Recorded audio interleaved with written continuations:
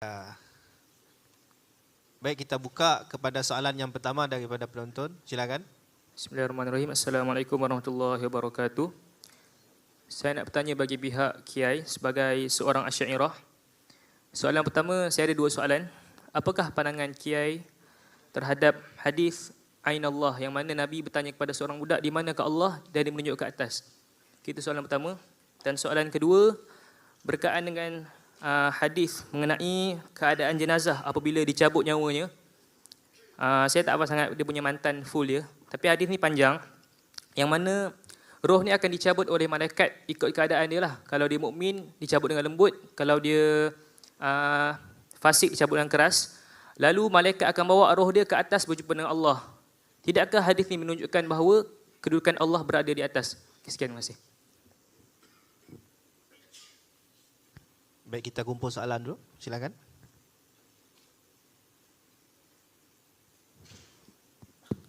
Assalamualaikum warahmatullahi wabarakatuh. Nama saya Azhar dari Kuala Lumpur.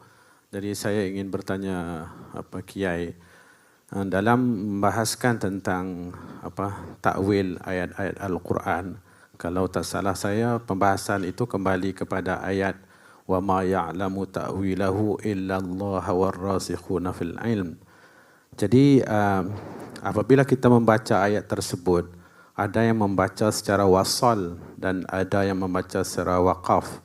Jadi yang tu rasanya ada membezakan dari sudut ayat. Nah, jadi manifestasi daripada pembacaan tersebut menjadikan seseorang itu berkemungkinan memahami dibolehkan takwil dan tidak dibolehkan takwil, iaitu wa ma ya'lamu ta'wilahu illallah, waqaf di situ. Dan jika sekiranya dia membaca secara wasal, dia akan bersatulah, yakni Allah pun boleh takwil dan orang-orang yang rasikh juga boleh takwil. Jadi saya minta komentar sedikit daripada Kiai. Terima kasih. Okey, terima kasih. Ada soalan lagi? Mau jawab? Okey. Satu soalan lagi kita kumpul, lepas itu kita jawab dulu.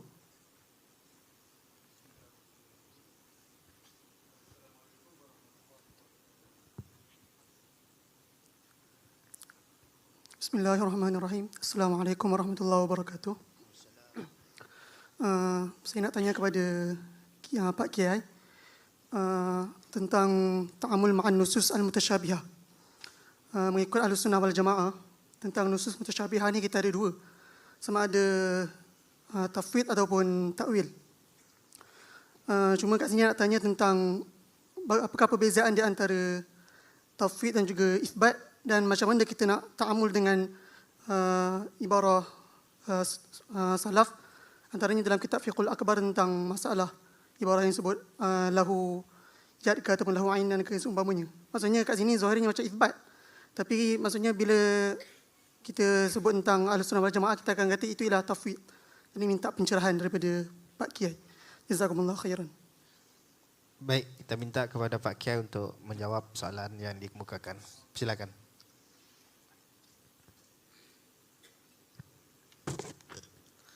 Assalamualaikum warahmatullahi wabarakatuh.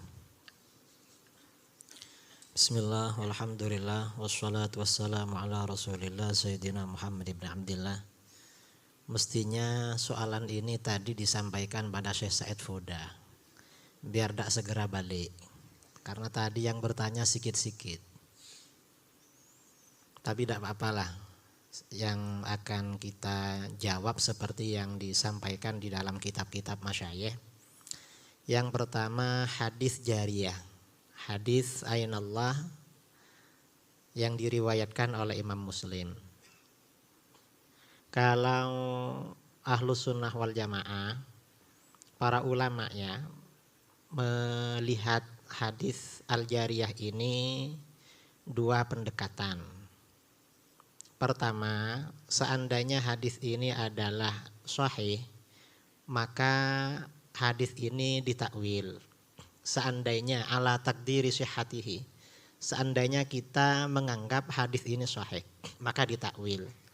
Takwilnya bagaimana? Ainallah itu pertanyaan bukan bertanya tentang makan, tetapi tentang makanah.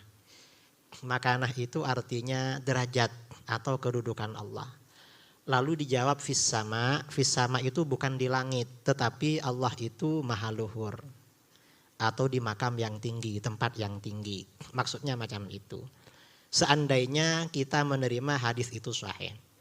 Tetapi para ulama ahli hadis tidak menganggap hadis ini sebagai hadis sahih. Bahkan menganggap hadis ini sebagai hadis mutawatir.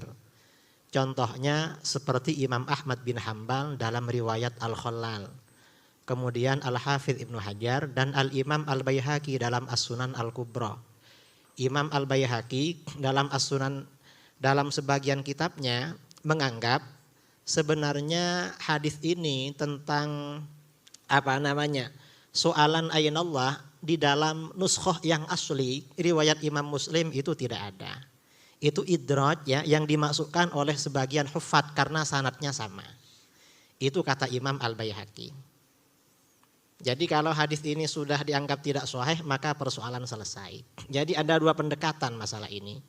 Dan biasanya ada yang mempersoalkan mengapa hadis Muslim dikatakan tidak sahih.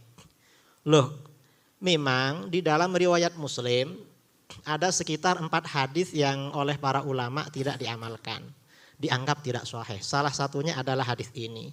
Bahkan Syekh Ibnu Qayyimil Jauziyah dalam kitabnya Jala'ul Afham menganggap ada sebagian hadis Muslim itu tidak sahih. Dan ulama mereka yang sekarang, Syekh Al-Albani ini bukan hanya Muslim, Sahih Bukhari ada yang tidak sahih katanya. Apalagi cuma Muslim. Ini kalau mereka beralasan dengan hadis Muslim. Ini tentang hadis Al-Jariyah. Kalau hadis Al-Jariyah ini tidak kita takwil, seandainya hadis Muslim ini anggap saja sahih. Lalu kita tidak takwil, maka ini akan menimbulkan ta'arud. Akan bertentangan dengan hadis-hadis lain yang lebih kuat daripada hadis riwayat Muslim ini. Saya kira seperti itu pendekatan masalah ini. Ini dijelaskan oleh Imam Nawawi dalam Syarah Muslim dan oleh Imam Al-Baihaqi dalam sebagian kitabnya dan kitab-kitab yang lain. Nah, untuk kita ini untuk memahami tentang makna ayat-ayat mutasyabihat di dalam Al-Quran atau hadis-hadis mutasyabihat. Ini ada beberapa kitab yang mufid jiddan ya, yang sangat bagus. Yang pertama kitab Al-Asma was Sifat, karangan Imam Al-Baihaqi. Atau kitab Asasut Taqdis, karangan Imam Fakhruddin Ar-Razi. Atau ada lagi karangan Imam Ibnu Jama'ah Al-Kinani yang memfatwakan agar Ibnu Taimiyah dipenjara. Idahud dalil liqat'i hujaji ahli ta'til itu. Itu karangan Imam Ibnu Jama'ah. Itu banyak membahas tentang takwil terhadap ayat-ayat mutasyabihat. Sama dengan soalan kedua. Itu juga harus ditakwil. Kalau ayat-ayat itu tidak ditakwil, ayat mutasyabihat ini jumlahnya banyak. Kita ini kadang mengapa ya ulama Asy'ariyah ini melakukan takwil terhadap istawa. Loh, memangnya ayat mutasyabihat di dalam Al-Quran hanya istawa. Bukan hanya itu. Kalau ayat-ayat mutasyabihat di dalam Al-Quran ini tidak ditakwil, maka akan menimbulkan sangkaan-sangkaan yang tidak benar. Contoh misalnya takwil dari ulama salaf. Allahu nurus samawati wal ard. Ini kalau diartikan secara zawahir manhajnya salafi wahabi, Allah cahaya langit dan bumi. Cahaya langit dan bumi itu cahayanya apa? Cahaya matahari, cahaya bulan yang ada di gedung-gedung, di gunung-gunung, di rumah-rumah. Kalau ini tak ditakwil berarti kan cahaya itu Allah itu. Allahu nurus samawati wal ard. Ternyata oleh para ulama ditakwil ya. Misalnya Ibnu Abbas menafsirkan Allahu nurus samawat ayhadi ahlis samawat. Dalam riwayat lain munawwirus samawat. Allah yang menciptakan cahaya-cahaya di langit-langit dan bumi. Jadi ditakwil. Itu diantara ayat mutasyabihat. Atau misalnya ayat lain ya, ayat mutasyabihat lain yang ditakwil oleh para ulama. Sejak ulama salaf. Fadhkuruni azkurkum. Ingatlah kalian kepadaku, maka aku akan ingat kamu. Ini firman Allah. Ini kalau tidak ditakwil bahaya. Mengapa? Akan menimbulkan fahaman, berarti kalau kita lupa pada Allah, Allah lupa pula pada kita. Karena Allah itu ingat kalau kita ingat pada Allah. Seakan-akan begitu, ternyata tidak. Oleh para ulama salaf, Ibnu Abbas, Al-Fudail bin Iyad, dan para mufassir lain menafsirkan ayat itu, fadhkuruni bi ta'ati azkurukum bi thawabi. Ingatlah kalian kepadaku dengan taat kepadaku. Aku ingat kamu dengan memberikan pahala. Nah, ini contoh-contoh takwil. Jadi takwil ini merupakan suatu jalan yang memang wajib dijalankan oleh para ulama terhadap ayat-ayat mutasyabihat. Karena kalau tidak ditakwil akan menimbulkan pahaman-pahaman yang keliru tentang zat Allah. Dan karena itu tentang soalan ketiga, wa ma ya'lamu ta'wilahu illallah warrasikhuna fil ilmi yaquluna amanna. Kan begitu. Ini bagaimana sebagian ulama salaf mengatakan ini waqaf pada wa ma ya'lamu ta'wilahu illallah. Kalau waqafnya sampai wa ma ya'lamu ta'wilahu illallah, berarti ini maksudnya adalah seperti terjadinya hari kiamat. Itu yang dimaksud mutasyabihat. Yang tahu hanya Allah, yang lain tak ada yang tahu. Ini kata para ulama. Jadi kalau waqafnya sampai wa ma ya'lamu ta'wilahu illallah, berarti mutasyabihat di sini maksudnya terbatas. Seperti tentang kejadian hari kiamat. Kalau ini maksudnya sampai ini tidak waqaf tapi wasol, wa ma ya'lamu ta'wilahu illallah warrasukhuna fil ilm, ini berarti juga menyangkut terhadap ayat-ayat mutasyabihat berkaitan dengan zat Allah. Maka benarlah penakwilan para ulama terhadap ayat-ayat mutasyabihat. Karena berarti sesuai dengan ayat ini. Mengapa kalau waqaf ini sampai kepada ta'wilahu illallah, pengertiannya maksud dari ayat ini harus dibatasi kepada kejadian hari kiamat dan perkara-perkara gaib besok setelah hari kiamat dikhususkan pada itu. Kalau tidak dikhususkan pada itu, berarti tidak ada faedahnya menyebutkan warrasikhuna fil ilmi di sini. Karena ar-rasikhun, orang awam yang beriman, orang awam yang mukmin juga beriman pada ayat mutasyabihat, sementara orang yang rasikh juga beriman. Apa bedanya orang yang rasikh yang tidak rasikh? Kalau mereka tidak tahu terhadap takwil ayat-ayat mutasyabihat berkaitan dengan zat Allah. Itu yang dijelaskan oleh para ulama seperti itu di dalam kitab-kitab tafsir ya. Nah, saya kira soalan keempat ini sama sajalah. Sama saja. Mungkin ada yang nanti ya, ada yang tanya tentang tadi ceramahnya yang Wahabi itu. Ceramahnya Wahabi itu macam mana menurut kita? Kalau ini kan soalnya Wahabinya tak ada di sini. Baik. Nah, di sini ada satu soalan yang dihantar kepada saya dan saya nak bacalah. Soalan ini panjang, macam surat kepada yang berbahagia Kiai Idrus Samli ni, surat ni. Tapi bukan Wahabi Ustaz. Okey, baik. Assalamualaikum. Dia kata, Ustaz, mohon penjelasan perkara ini. Ada tu tulis Wahabi. Puak Wahabi, dia kata, puak Wahabi Salafi mengatakan bahawa puak ahli sufi juga para habaib seperti Habib Umar itu melakukan kesyirikan kerana menuduh mereka penyembah kubur, kuburiyun. Contohnya, adakah mengambil tanah kubur dari kubur para wali itu dikira syirik? Adakah itu hanya sebagai tabaruk? Itu yang pertama. Yang kedua, saya pernah dengar puak Wahabi Salafi mengatakan almarhum Syekh Muhammad Al-Alawi Al-Maliki memuji Syekh Muhammad Abdul Wahab dan tidak menyesatkan beliau. Sedangkan sekarang ini ajaran Wahabi itu bercanggah dengan Ahlus Sunnah wal Jamaah. Okey, Ustaz boleh respon. Yang pertama soal Habib Umar ya. Yang pertama kuburiyun ya. Jadi orang-orang Wahabi ini menganggap kita kuburiyun. Kuburiyun itu artinya ubadul kubur, penyembah kuburan. Nah, apakah ini benar istilah yang mereka sebutkan ubadul kubur? Istilahnya saja keliru. Kan istilah kuburiyun ini merupakan tatbik, aplikasi dari tauhid uluhiyah. Jadi pengaruh dari tauhid uluhiyah adalah ada istilah penyembah kuburan. Mengapa ada istilah penyembah kuburan menurut Wahabi?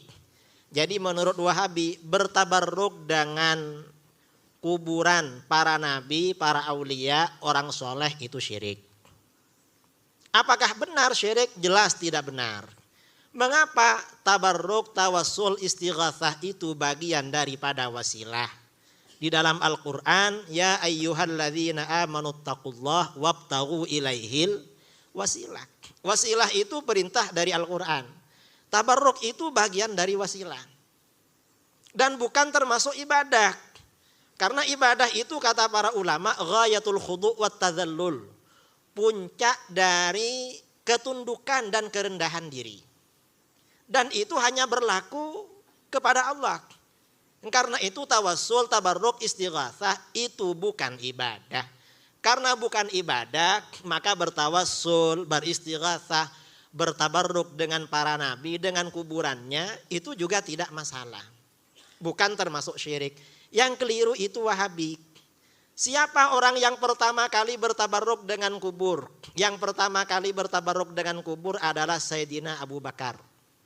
Ketika menjelang wafat, beliau berwasiat agar kuburannya di samping makam Rasulullah SAW. Yang ketiga adalah Sayyidina Umar. Sayyidina Umar itu juga kuburi karena bertabarruk dengan kuburan Rasulullah dan Abu Bakar, minta dimakamkan di sana. Jadi ini bukan penyembah kuburan. Lalu tentang orang bertabarruk dengan mengambil tanah kuburan orang wali. Sejak Ibnu Taimiyah belum lahir sudah ada. Ini ada kitab namanya Tabaqatul Hanabilah.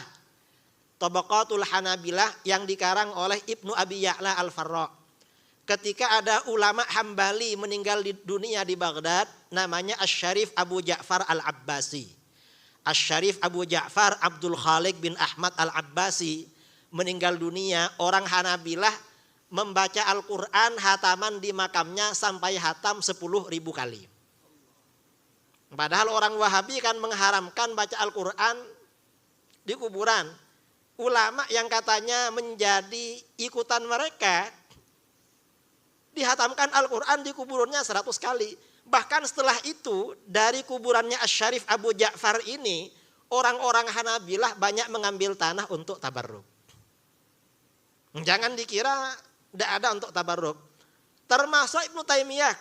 Ibnu Taimiyah setelah meninggal dunia diceritakan oleh Ibnu Nasiruddin Ad-Dimashqi dalam kitabnya Ar-Raddul Wafir ya. Yang banyak dikutip tadi oleh Ustadz Sobri. Itu kan banyak mengutip dari Ar-Raddul Wafir. Pujian-pujian yang terlalulah kepada Ibnu Taimiyah.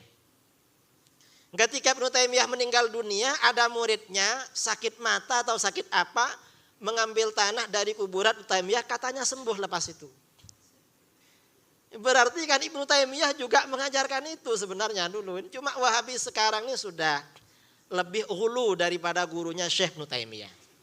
Ibnu Taimiyah ini hulu, tapi Wahabi sekarang lebih hulu lagi. Karenanya kita ini kalau membaca pemikiran Wahabi, Wahabi ini kan klaim mereka ikut manhaj salaf.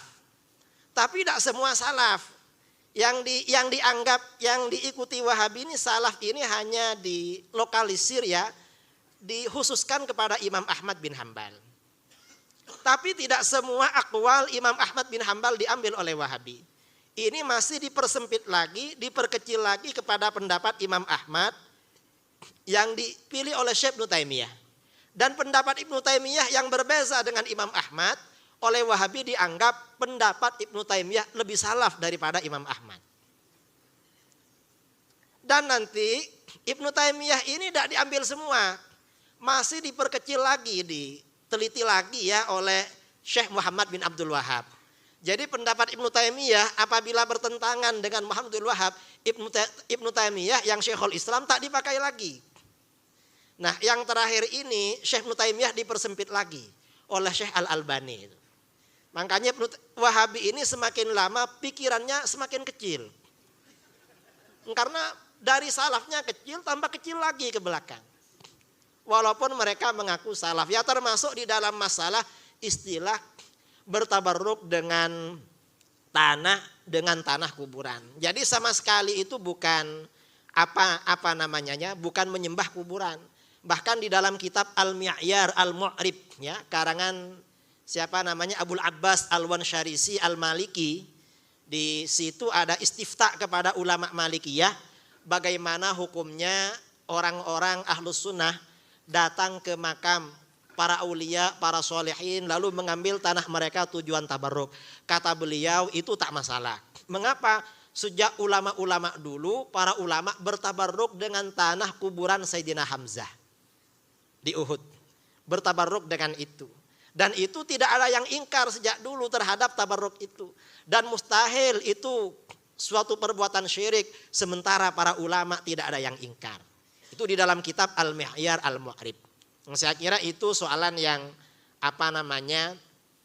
yang pertama. Kemudian yang kedua, Syed Muhammad bin Alwi Al-Maliki. Di dalam kitabnya Mafahim Yajib Antusohah, itu banyak mengutip perkataan Muhammad bin Abdul Wahab, Syekh Ibnu Taimiyah dan Muhammad bin Abdul Wahab. Sebenarnya dua orang ini bagaimana? Syekh Ibnu Taimiyah ini ba'du syuyukhina yaqul Ibnu Taimiyah kasuk. Ibnu Taimiyah itu seperti apa suk? Pasar. Pasar apa di sini tempat belanja? Pasar ya. Ibnu Taimiyah itu seperti pasar. Tajribu minhu kulla syai'. Kamu ke pasar boleh beli apa saja. Beli racun di pasar ada. Beli obat juga ada. Di kitab Ibnu Taimiyah juga begitu. Yang melarang tawasul istighatsah banyak. Tapi yang anjurkan tawasul juga banyak. Nanti di kitab ini Ibnu Taimiyah mengatakan bahwa Jaham bin Sofwan karena berpendapat neraka itu tidak kekal maka dikafirkan oleh umat Islam. Tapi di bagian lain kitab yang sama Ibnu Taimiyah mengatakan sebenarnya pendapat yang kuat adalah pendapat yang kafir itu, bahwa neraka memang tak kekal. Jadi kafir tapi kuat katanya. Itu Ibnu Taimiyah ya. Jadi dia ini menguatkan pendapat yang kafir. Jadi memang Syekh Ibnu Taimiyah ini memang seperti itu. Mengapa? Kata para ulama, Ibnu Taimiyah ini lam yatahadzab bi syaikhin. Tidak terdidik dengan seorang guru. Kata Imam Al-Hafidz Waliyuddin Al-Iraqi, ilmuhu akbaru min aklik. Karena begitu, maka ilmunya apa yang dihafal oleh Ibnu Taimiyah ini tidak bisa munazzam, tidak bisa murattab, tidak bisa teratur. Karenanya nanti di halaman pertama mengatakan begini, di bagian belakang nanti beda lagi, satu kitab itu. Ibnu Taimiyah sering begitu. Karena memang tidak munazzam, tidak murattab. Lam yatahadzab bi syaikhin. Nah, Syekh Muhammad bin Abdul Wahab ini juga begitu. Muhammad bin Abdul Wahab ini yang membolehkan tawassul ada. Tapi sebagian besar pendapatnya mensyirikkan, mengkafirkan tawassul. Nah, oleh Syed Muhammad bin Alwi Al-Maliki, karena beliau ini memang tinggal di Mekah bersama orang Wahabi, dan kitab Mafahim itu kan kitab munazarah beliau dengan bin Bas dan kawan-kawannya. Ini ceritanya panjang, kalau diceritakan tak selesai sampai nanti ini. Jadi pada waktu munazarah dengan itu ya, kitab Mafahim ini ketika Sayyid Maliki ini munazarah dengan orang Wahabi, Sayyid Maliki ini melontarkan perkataan Wahabi yang bertentangan dengan pendapat yang diambil oleh mereka. Dan itu diterbitkan di dalam kitab-kitab mereka. Ini cara semacam ini dalam ilmu jadal, dalam ilmu usul fiqh itu disebut dengan teori munaqadhah. Dalam usul fiqh ya, munaqadhah. Munaqadhah itu artinya apa? Jadi ketika kita ini munazarah dengan pihak lawan, untuk menjatuhkan pendapat pihak lawan, kita mengambil pendapat dia yang bertentangan dengan pendapat dia yang sekarang. Kalau kedua pendapat ini sama-sama kita ambilkan, sama-sama kita tampilkan, kata para ulama fatasaqata. Berarti kedua pendapat itu tidak ada artinya. Jatuh semuanya. Itu yang ada di dalam kitab Sayyid Al-Maliki. Karena itu kitabnya memang disebarkan di Saudi dan beliau orang Saudi. Tapi kalau sampian ziarah sendiri, misalnya sekarang kepada Sayyid Ahmad, datang berbicara secara pribadi tentang yang kemarin ya, kemarin kan King Faisal ke Malaysia. King Faisal ya, Raja Faisal bulan lepas, Raja Salman ya, King Salman, Raja Salman kan ke Malaysia, lepas itu ke Indonesia. Coba kita ini bercakap-cakap tentang siapa saja menterinya yang ke sini. Itu Wahabi apa bukan? Said Ahmad, maaf ini ya, ini tak usah dikeluarkan. Said Ahmad itu tidak cakap Wahabi. Apa? Syaitan. Syaitan. Beliau ini bilangnya syaitan sama ulama Wahabi itu. Dan beliau ini saya kira ikut manhaj ayahnya. Jadi bukan menerima terhadap Wahabi, tetapi ini suatu teori di dalam munazarah. Saya kira itu. Oke. Oh, ada lagi salah. Oh, kita ada 5 menit. InsyaAllah kita masih ada 5 menit yang berbaki. Dan di sini ada soalan Pak Kiai. Assalamualaikum. Sekejap kita ada satu soalan. Kita 5 minit. Ada banyak soalan kah? Satu soalan. Satu soalan. Okey, baca dulu. Nik Muhammad Marzuki dari Kuala Lumpur. Kiai, apa yang saya dengar bahawa kelihatannya ramai ulama, jumhur ulama dikatakan jumhur ulama dan juga banyak juga muassasah Islamiah seperti Jamiat Al-Azhar Syarif membuat satu ketetapan rasmi bahawa As-Salafiyah ataupun Al-Wahabiyah ataupun Al-Mazhab Taimi yang disebut oleh Syekh Said Faudih tadi tidak dianggap sebagai sebahagian daripada Ahli Sunnah wal Jamaah. Sebaliknya dianggap sebagai salah satu daripada firqah di dalam Islam. Soalannya, adakah perkara ini benar atau sebaliknya? Apa pandangan Tuan sendiri dan juga keputusan rasmi di pihak Nahdlatul Ulama yang Tuan wakili, juga dalam konteks negara Indonesia itu sendiri, adakah di sana terdapat keputusan resmi mengenai perkara ini? Itu saja soalannya. Terima kasih. Assalamualaikum warahmatullahi wabarakatuh.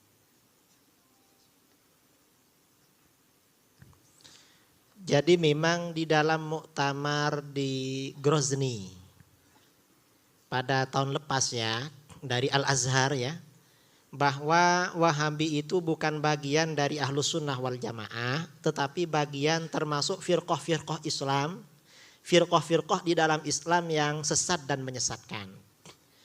Bagaimana pandangan Nahdlatul Ulama? Nahdlatul Ulama sudah lama keluarkan itu. Bahkan dulu Hadratus Syekh Ki Hashim Asy'ari dan guru-guru kami semuanya beriktikad bahwa Ibnu Taimiyah wa tilmidzahu Ibnul Qayyim wa Ibnu Abdul Hadi wal Wahabiyun al Mu'asirun, dan orang-orang Wahabi firqatun dhallah mudillah. Jadi memang sudah ada kesepakatan masalah itu.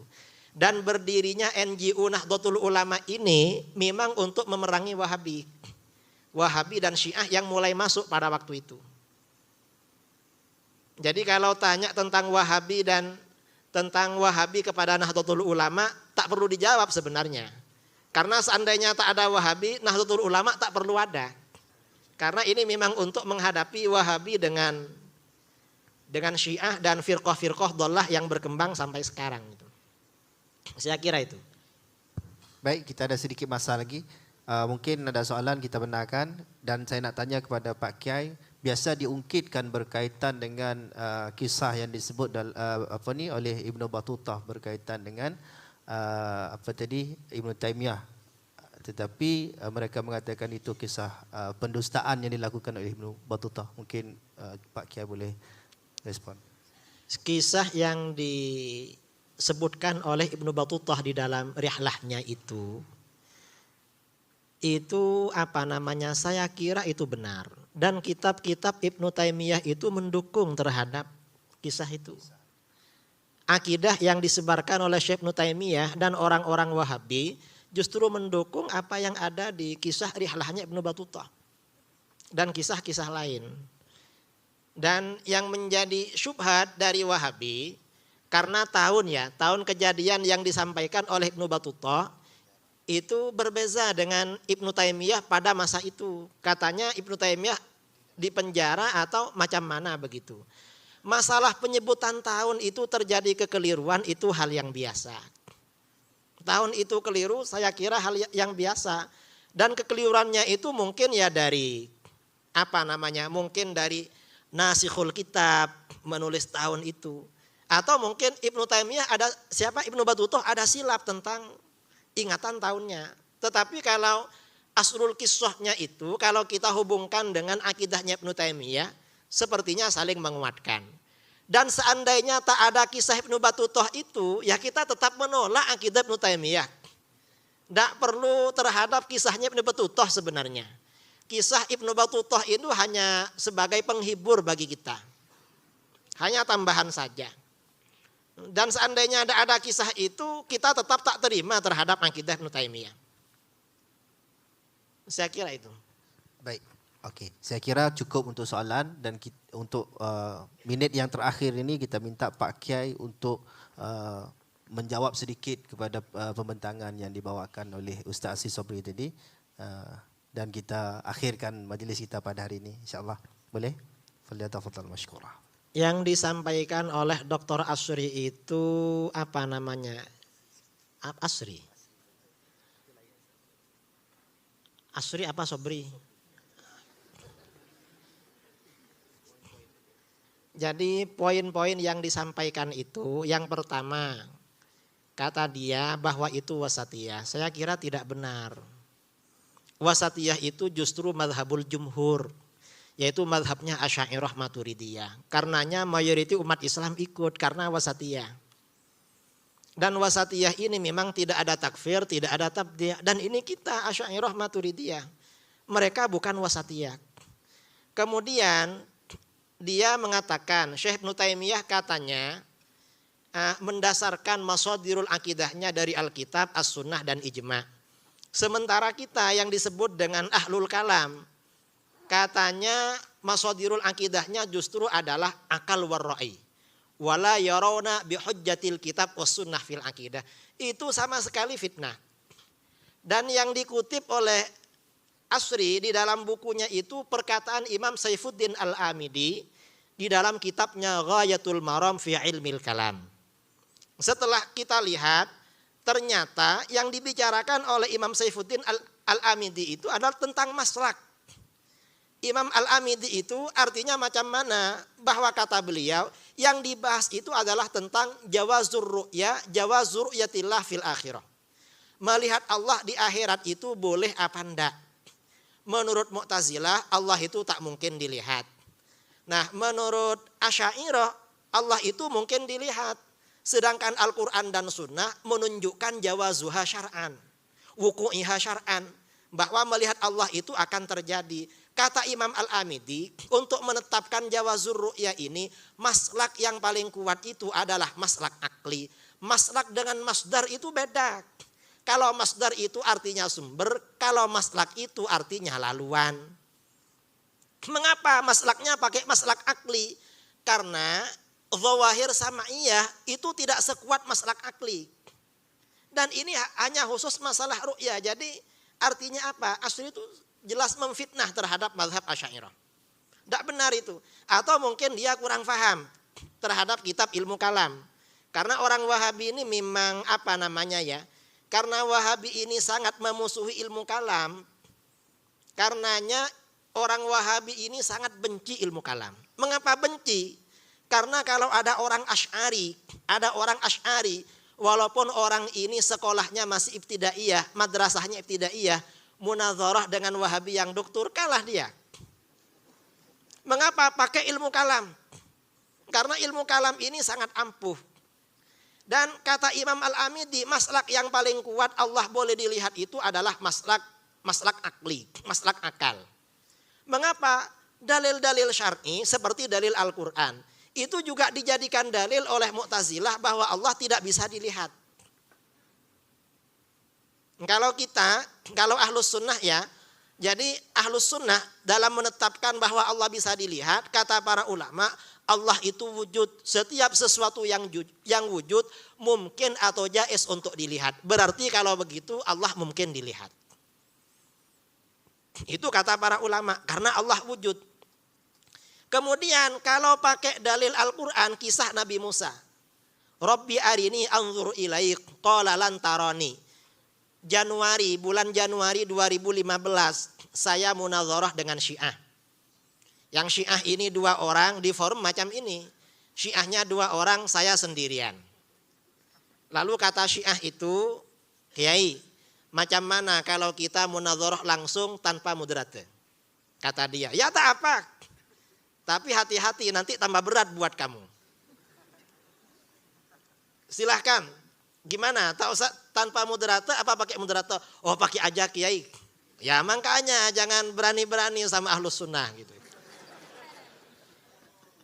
Akhirnya munazarah soal apa? Melihat Allah di akhirat. Macam mana pendapat kamu? Allah tidak bisa dilihat di akhirat. Alasannya, karena kalau bisa dilihat berarti terjadi muqabalah, berhadap-hadapan. Kalau berhadap-hadapan berarti Allah itu jisim. Sedangkan Allah itu maha suci dari jismiyah. Wah itu tak benar. Allah itu menurut kami bisa dilihat. Mengapa? Karena Allah wujud. Setiap sesuatu yang wujud mungkin untuk dilihat. Tidak mustahil dan tidak wajib. Nah terus macam mana melihatnya? Karena Allah ini mukhalafalil hawadisi, maka melihatnya bila kaifin, tanpa bagaimana caranya. Kamu tak perlu tanya macam itu. Karena itu Allah. Pertanyaan kamu yang keliru.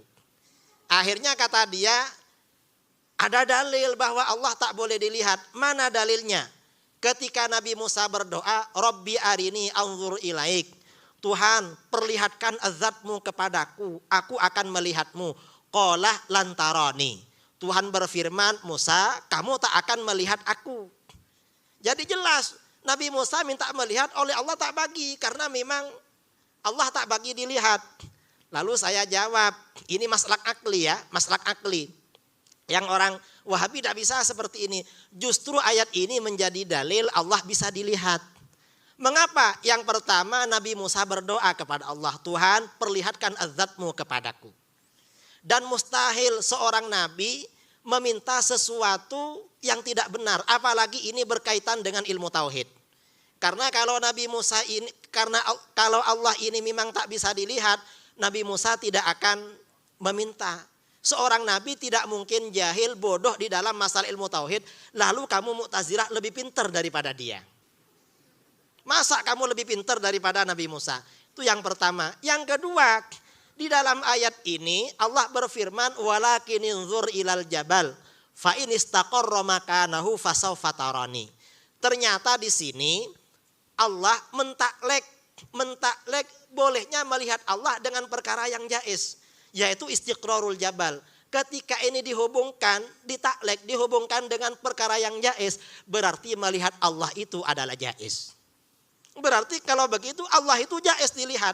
Lalu tentang lantaroni walakin inzur ilal jabal, ini maksudnya macam mana? Kamu tidak akan melihatku ketika di dunia. Akan melihat nanti di akhirat. Soalnya Nabi Musa minta melihat di dunia. Itu tak dibagi oleh Allah. Itu maksudnya. Akhirnya macam mana? Akhirnya yang Syiah itu diam, tak boleh jawab. Nah ini artinya apa? Kata Imam Saifuddin Al-Amidi, maslak akli ini memang 50-50. Jadi maslak syar'iyah pakai nas syar'iyah seperti tadi. Mengapa? Asy'ariyah berdalil Allah boleh dilihat dengan lantaroni, sementara itu juga dalilnya Mu'tazilah. Sama-sama bisa dipakai menjadi dalil. Karenanya di dalam isbat jawazir ru'ya, kata Imam Saifuddin Al-Amidi, yang lebih kuat itu adalah maslak akli. Ini yang Wahabi tak tahu. Jadi memang tak faham dia masalah ini. Kemudian sebenarnya tadi itu ya banyak dakwah ya, banyak dakwaan kepada Asy'ariyah, banyak pengakuan seperti mengatakan bahwa jumhur kita ini kalau mengartikan Sawadul A'zam di Iran itu Syiah, berarti yang benar ikut Syiah. Lalu Sawadul A'zam di Amerika itu adalah orang kafir, berarti yang benar orang kafir. Letak macam itu yang dimaksud sawadul a'zam. Yang dimaksud sawadul a'zam itu di dalam hadis Rasulullah itu jami'ul ummah maksudnya. Bukan orang Iran, bukan orang Saudi, bukan Amerika. Lah ini kok diartikan sendiri. Jadi memang kalau Wahabi ini mendalilkan mereka ahlus sunnah biasanya pakai hadis ghuraba. Jadi tuba lil ghuraba itu pakai hadis ghuraba. Karena ghuraba ini kan padahal yang dimaksud ghuraba orang-orang yang sedikit itu artinya orang-orang soleh di antara banyak orang yang tidak soleh. Memang orang yang soleh sedikit, tetapi itu bukan orang Wahabi maksudnya. Mengapa?